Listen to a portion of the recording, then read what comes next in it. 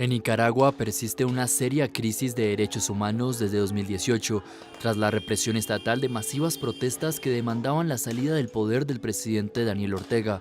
Numerosos informes de derechos humanos dan cuenta de violaciones perpetradas por las autoridades contra la ciudadanía. El Grupo de Expertos para Nicaragua de Naciones Unidas inclusive registra evidencia de crímenes de lesa humanidad. En medio de estos señalamientos, Ortega ha consolidado su poder absoluto. En las elecciones de 2021 ganó tras encarcelar a los aspirantes presidenciales opositores, mantiene un estado policial de facto, cerró y confiscó la mayoría de universidades privadas, a más de 5.000 ONGs y medios de comunicación independientes. Los arrestos y expulsiones del país de religiosos, periodistas, activistas y opositores han sido una constante en los últimos tiempos.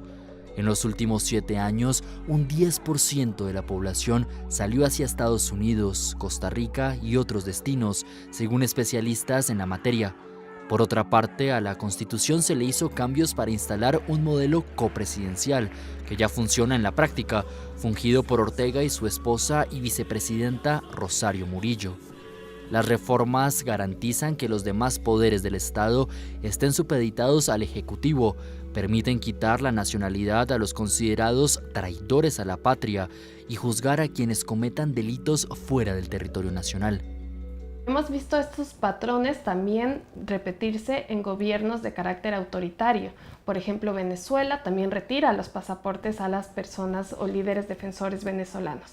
Pero lo que hemos visto que no tiene precedentes son estos ataques donde se dan reformas legales y judiciales en Nicaragua a fin de dejar a estas personas en condición de apatridia. El Centro de Investigación Fundación Sin Límites ha documentado formas y efectos de la represión transnacional contra nicaragüenses exiliados en distintos países. Esta modalidad incluye acoso, vigilancia y amenazas, despojo de la nacionalidad, negación de documentación personal y confiscación de bienes. Mónica Baltodano se exilió en Costa Rica en 2021. Es historiadora, exguerrillera del sandinismo que derrocó al régimen somocista del siglo pasado y disidente del actual gobierno sandinista de Ortega. En 2023 fue desnacionalizada junto a su familia, sus propiedades confiscadas y las pensiones de jubilación de ella y su esposo fueron canceladas.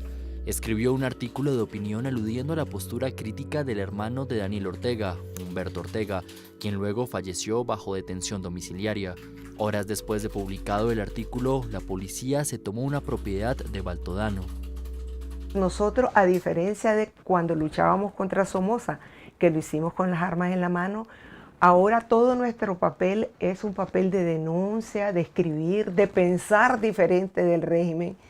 Es decir, no hay en absoluto ningún delito, pero ellos han fabricado el delito de que somos traidores a la patria. Según los expertos para Nicaragua de la ONU, el gobierno de Ortega comete violaciones de derechos humanos con alcance transfronterizo y para septiembre de 2024 se contabilizaban más de 700 víctimas en el exterior. Gabriel Putoy, docente indígena y exprisionero político, está refugiado desde hace 4 años en Costa Rica. Denunció vigilancia, agresiones físicas y amenazas de enviados del gobierno. Un banco le cerró sus cuentas luego de que las autoridades nicaragüenses lo circularan como requerido por la justicia.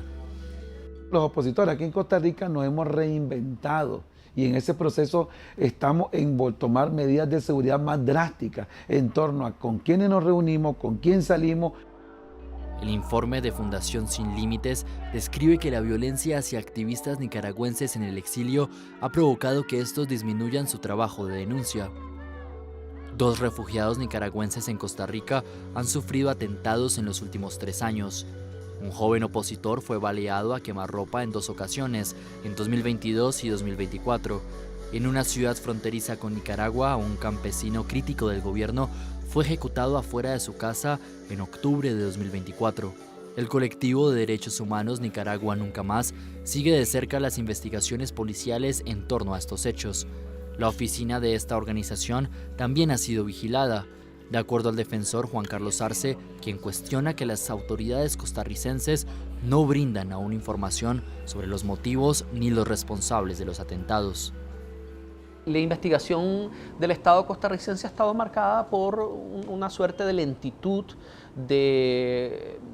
no voy a decir falta de beligerancia, pero sin embargo no sentimos que haya habido, digamos, una acción adecuada. No puede ser que sigamos a estas alturas con casos sin esclarecimiento. Entonces nuestra demanda es de justicia, obviamente de mayor protección a la comunidad nicaragüense. El Estado de Nicaragua ha rechazado este tipo de acusaciones en varias ocasiones y considera que los autores de informes de derechos humanos son sesgados. Escribimos a las autoridades nicaragüenses para conocer su opinión, pero no obtuvimos ninguna respuesta hasta el cierre de esta edición. Mientras tanto, la situación política nicaragüense no muestra señales de cambio. El gobierno sigue sin permitir ningún tipo de oposición dentro del país y continúa neutralizando a la que se encuentra en el exilio.